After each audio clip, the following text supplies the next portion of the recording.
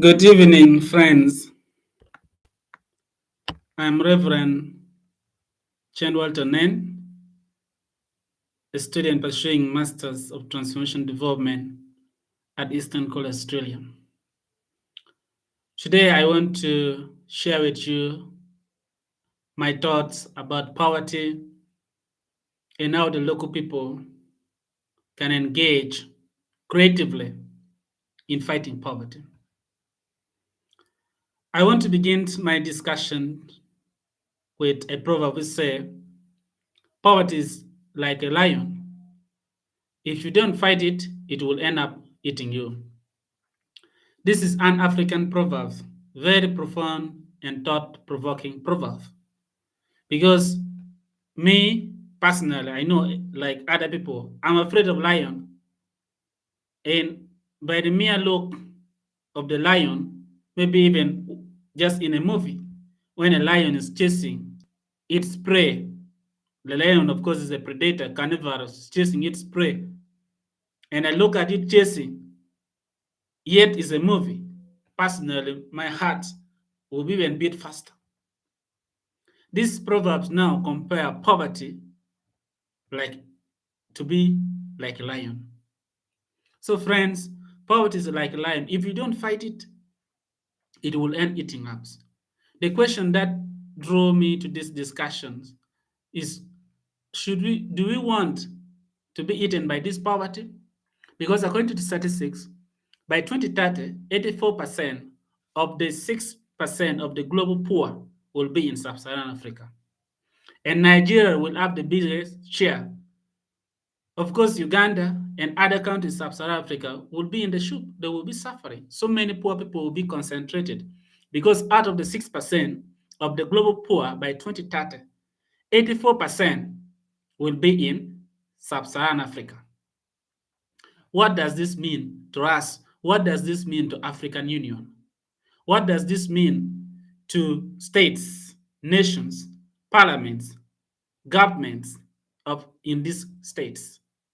This statistics is scary because Africa or Sub-Saharan Africa will be behind. Today, we hear slogans by United Nations that leaving no one behind. But let me tell you, we will definitely be left behind if you don't wake up and fight our own poverty. We have seen good stories of nations that have really changed the narrative about poverty. China, for one, or the BRICS nations, the emerging economies like the Brazil, Russia, the India, and China. Of course, some emerging economy in the Asian nations, they're also coming up.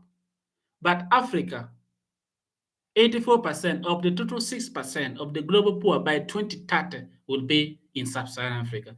This statistic sends signal to us Africans, even the current leaders and the young people, that what should we do to change this narrative? That's why I've decided that I I start this discussion, which I will later on welcome critics, submissions, and other ideas from like-minded people who want to join me in the call to promote this issue of bottom-up approach to development.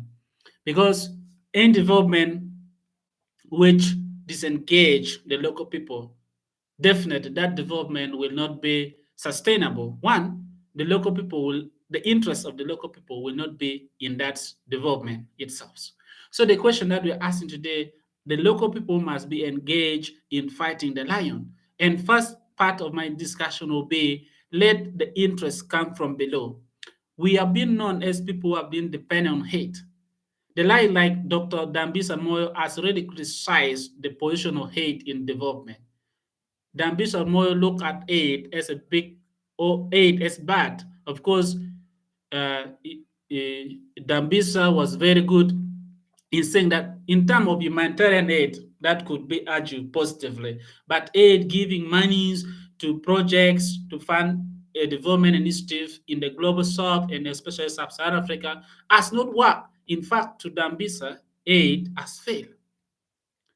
Now the question that I'm asking, what are the position? What are we, the people, the local people, what are we going to do to respond? My first submission that we should participate actively in fighting the lion. And this is how we should participate. We should relieve ourselves from thinking that someone is there to fight for us. We should fight it by ourselves. Of course, with respect to cooperation, mutual interdependence, but to move away from dependent mentality. Let me give you an example. I comes from post-war northern Uganda in a district called Omoro. And in post-war northern Uganda, we have been living, or we live in a period of insurgency.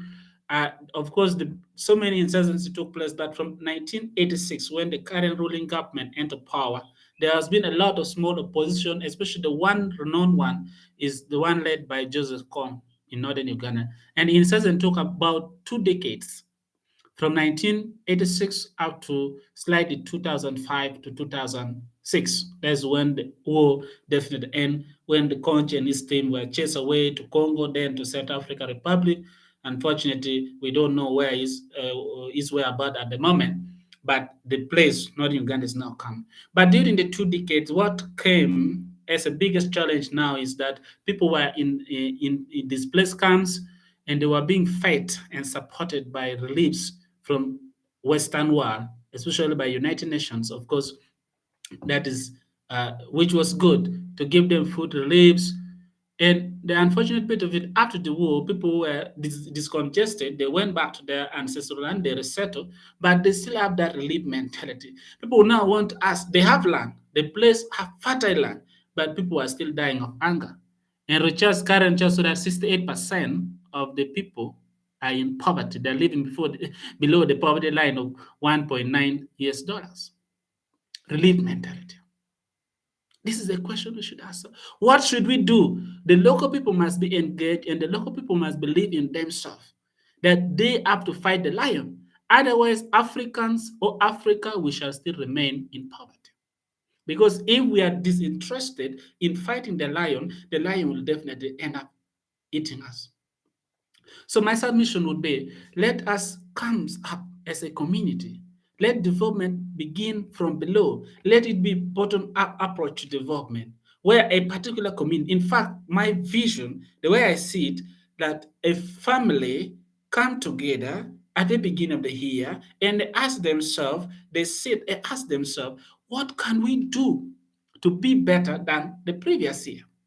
A family as a nuclear of society, they should ask them, we don't just need to live without planning. We need to plan so that we move ourselves out of poverty. And when I talk about poverty, my understanding of poverty is multidimensional. It has economic facets, material lacks, lack of money, incomes, all those things.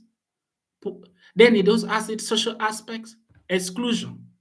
When you're poor, definitely you're excluded, and the poor people are not even, majority of the poor people, they are socially excluded. In fact, for us in Achole, we say it's very difficult to get a poor friend, a poor person to be able to make friends. If you're poor, people even don't make friends with you because they know you don't have anything to offer.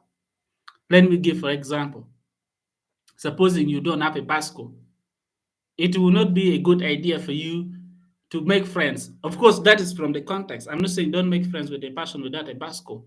But if you want to go to a journey, it will be a wise idea for you to make friends with someone with a bicycle so that when you're going for that journey, you two can be able to, he or she can be able to carry you on the bicycle. Then when you also make a friend with somebody without a bicycle, then when you want to go for a journey, all of you are stuck, so you're confused, you are now lamenting and complaining. So poverty is social, economic, psychological, because it also become mental. When you're poor, you stress, really stress. Poverty stress people, and it is stress. In fact, when you want to understand that poverty stress people, you understand it from the context of a poor person who depend on rain-fed agriculture, and now he believes that when he plants his crop at the right season, the rain will come, then the crops will produce very well yield. At the end of the day, he or she will be able to have his produce. Maybe some, of course, most of them they're